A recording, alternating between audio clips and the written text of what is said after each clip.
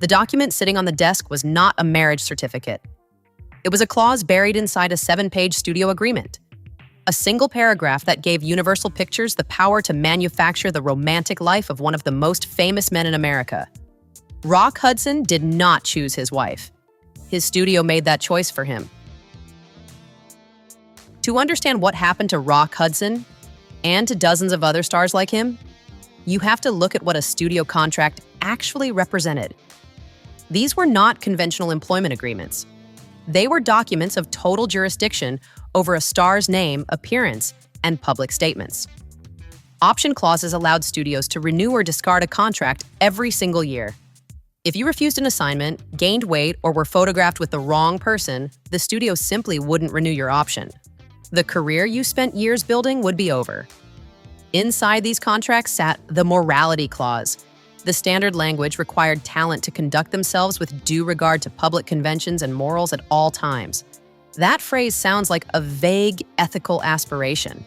In practice, it functioned as a highly effective enforcement mechanism, broad enough to cover almost any behavior a studio wanted to suppress, yet specific enough to hold up in court.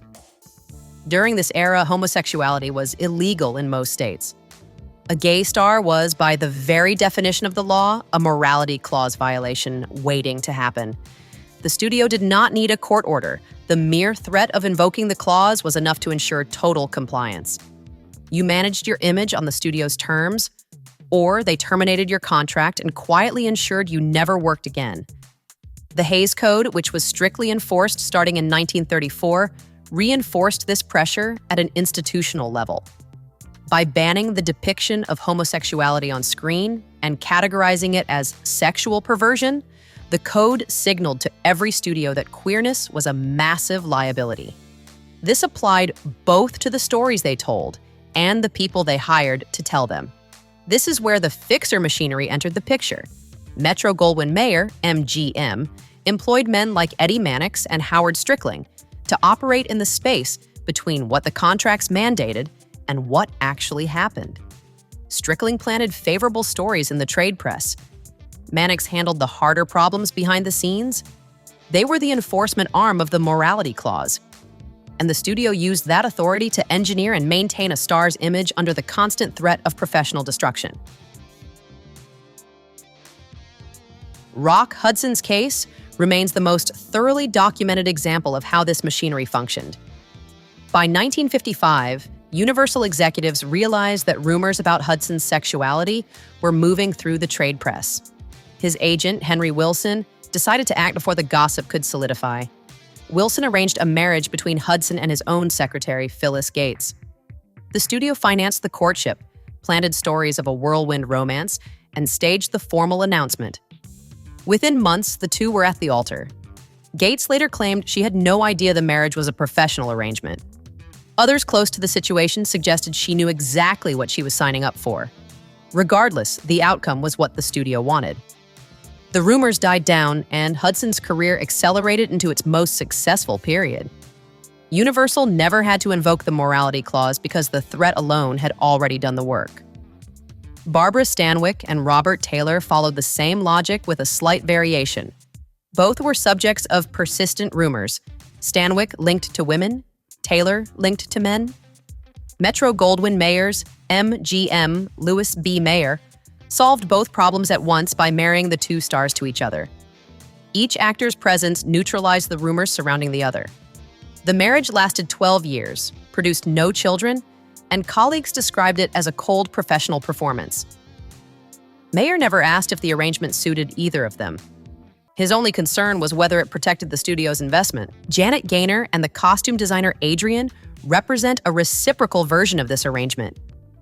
Two people who each needed cover, providing it for the other. Gaynor had won the first Academy Award for acting and built her public image on feminine innocence. Adrian dressed the biggest stars in Hollywood, and his relationships with men were known inside the industry if never documented. When they married in 1939, the press called it a union of two creative souls. Inside the industry, nobody was surprised. The marriage let both maintain separate private lives behind a single coherent public image. What these arrangements never account for is the human cost of performing a false identity every day for decades. The chronic stress of maintaining that mask is visible throughout these archives, in the records of addiction, the depressions, and the fractured personal lives that come from never being allowed to exist as yourself. William Haines is one of the few who understood that cost and refused to pay it. When MGM gave him the same ultimatum they gave everyone else, enter a Lavender marriage or lose your career, Haines chose his partner, Jimmy Shields, over his contract. Mayer terminated him immediately. Haines never made another film, but he and Shields remained together for 50 years, and theirs was the only fully real relationship in this entire history. It cost him everything the studio had built, and he chose it anyway.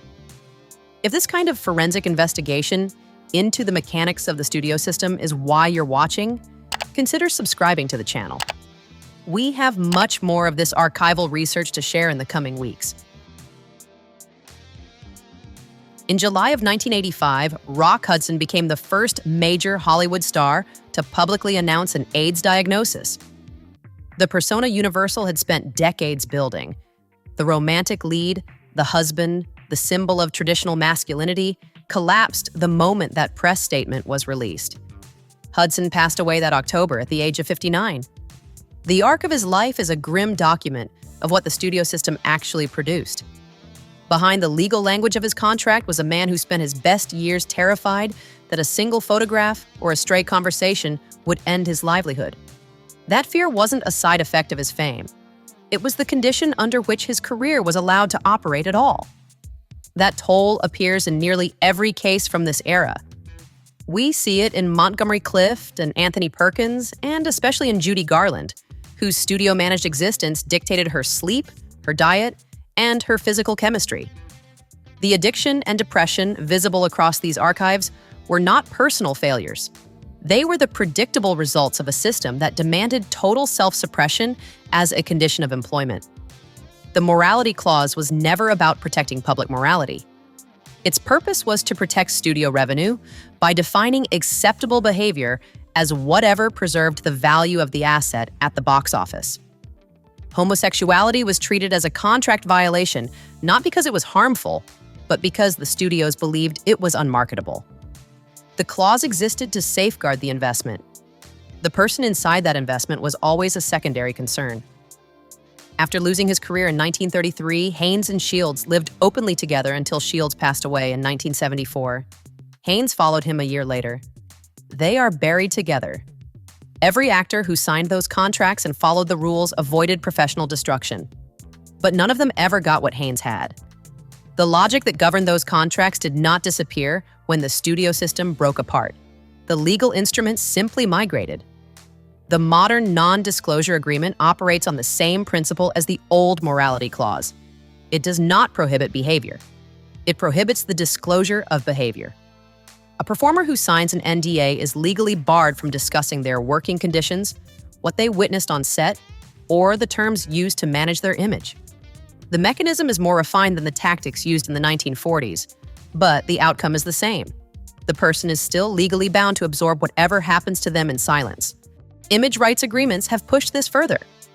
In the studio era, a contract might define who a star could be photographed with. Modern image rights clauses define how a performer's face, voice, and name can be used across every territory and platform in perpetuity. The standard language now grants studios rights across all media, now known or hereafter developed. The studio has always moved toward total ownership of the person it helps build. That logic reaches its current conclusion with artificial intelligence likeness agreements. Studios are negotiating for the right to scan a performer's face and voice, then deploy that replica in productions the actor never attended. This was the central dispute in the 2023 Screen Actors Guild, American Federation of Television and Radio Artists strike, whether a studio could convert a one-time consent into indefinite ownership of a human being's image. The morality clause once forced Rock Hudson to perform a false identity while he was alive. The AI likeness clause proposes to keep that performance running after he is gone. The asset being protected is still the studio's financial investment. The person inside that asset is still secondary. The only thing that has changed over the last century is the precision of the instrument. Hollywood marriages functioned as liability management. Human identity was restructured into a contractual obligation, engineered, enforced, and discarded based entirely on what the studio needed to protect its revenue.